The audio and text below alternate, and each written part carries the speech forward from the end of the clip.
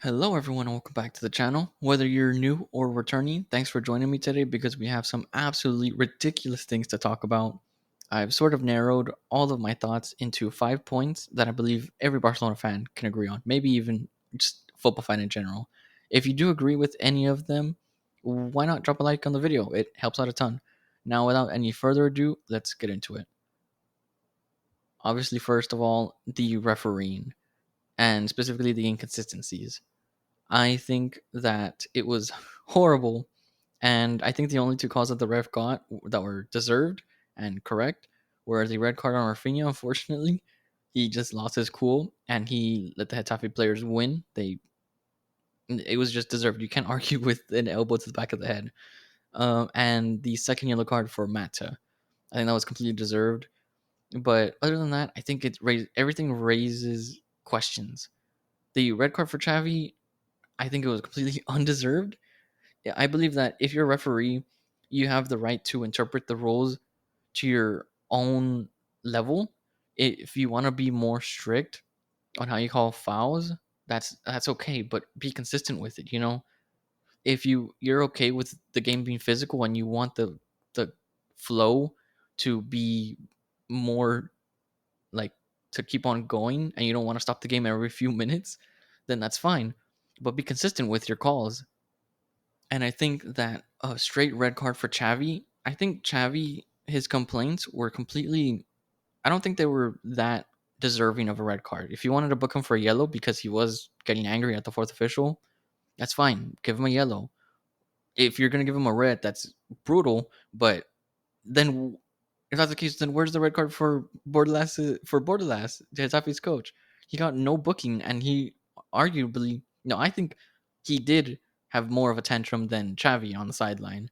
He was absolutely getting super mad, and because Xavi was arguing about Abdi being brought down when he was through on goal, but there was no red. You could argue that he was through on goal, which I think he was, and so that would be deserving of a red. But I mean, there's the first question of inconsistency. And Damian Suarez, oh my gosh, this man has joined my list of most disliked players. It took him 82 minutes for him to get his first yellow card after making several tackles that were worthy of a yellow, if not red. He should have been sent off earlier, especially for the tackle on Gundogan. I think that was a disgrace how that was not given as a red card. It was clearly, even the viewer could see it. How did VAR not see that and give a red card for it? It was off the ball and it was reckless. It was dangerous, endangering another player. It literally had Gundogan on the pitch, laying down, struggling to breathe for like 2 minutes. I don't know how, and as well as the that tackle, not tackle, but he got in the way of Balde, who tried to avoid him. Balde went down. I don't remember if that was called a foul or not. And then Lewandowski, all the times that Suarez was messing with Lewandowski, he never got booked for that. He never got a yellow for any of those. And that's not even to mention the clear penalty not given. The result was a Gavi handball, and I think that is ridiculous. I think it is a shame. And because, first of all, it was a clear foul on Araujo, and everyone should agree on this. Anywhere else on the pitch, and that is given as a foul.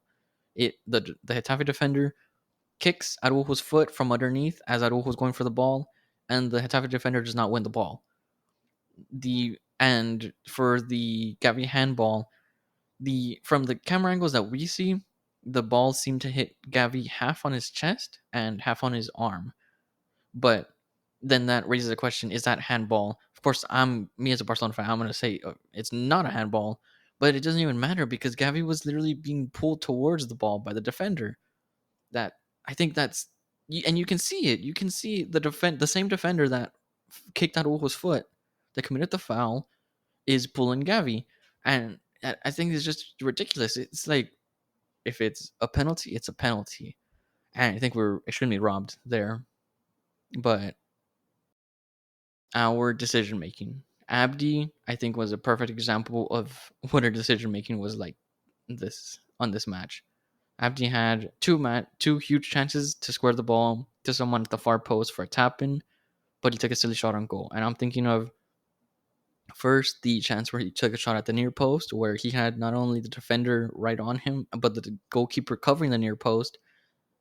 and he had Lewandowski at the far post ready for tap in, and then the chance where he had the volley attempt that went over the bar that Gundogan was free at the far post. Those were two golden opportunities, but because of his inexperience, he made the wrong choice. This really cost us a goal, and this is why we lost. And yet more reasoning from left wing and right wing.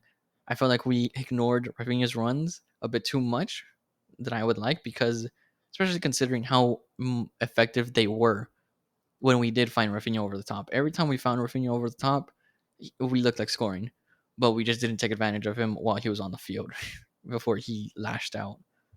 And overall, I think our passing game was really poor, not really quick enough or accurate enough when we needed it. It was extremely bad before the first cooling break, before the first water break. Xavi put some gave the team advice that we should be taking no more than two touches, but and did look better, but it still just wasn't good enough.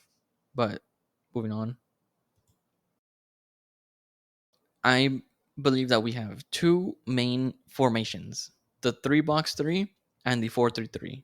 The three-box three is whenever we have the three center backs, the two defensive midfielders, two attacking midfielders, and three forwards. And this is the formation that we mainly use with the four midfielders because it is best for containing the opposition. I believe this formation is the one that we should use for the big teams, the Bayern Munich, the Man City, the Real Madrid, Atletico Madrid, those teams that we need to contain because they have threat. They have a lot of threat.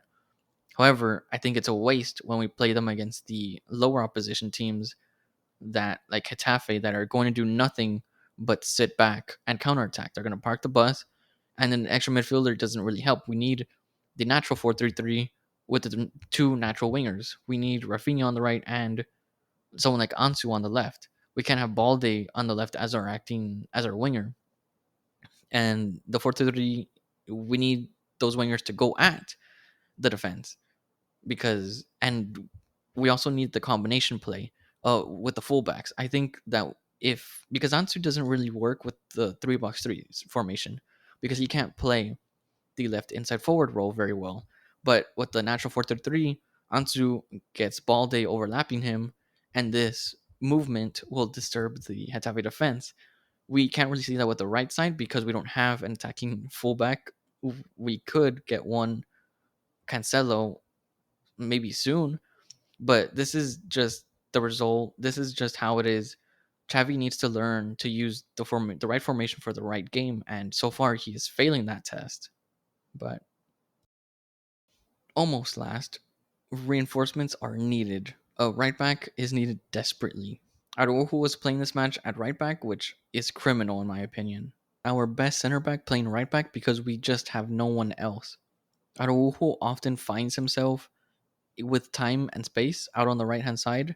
To give him, this was when Raphinha was off the pitch, so it was just Araujo on the right, and he can't capitalize off of that space because he's a center back. He's not accustomed to playing being in that position to whip in a ball. Imagine Cancelo with all that space, combining with Raphinha, who thrives off of having an overlapping fullback. This is the profile that we need to enhance the level of this team. And as for another forward, like a João Felix, if Xavi wants them, bring them. If not, don't. It's really that simple for me. I'm happy with our forward line, but anything can happen before the transfer window closes. And last but not least, we started last season off with a draw and won the league with 10 points. This is no time to panic at all. We still have 37 more matches to go. That is there's no reason to panic. Look on the bright side. We got a point this match and we didn't concede either. This game was awful, don't get me wrong, but it could have been much, much worse. I think some of our fans are very reactionary, but we shouldn't forget this. But that's all from me today, guys. I passed the question off to you. What are your thoughts on the matter? I'd love to see them in the comments. I hope you enjoyed this video. If you did, why not subscribe for more content? I have more planned, and have a great rest of your day. I'll catch you in the next one.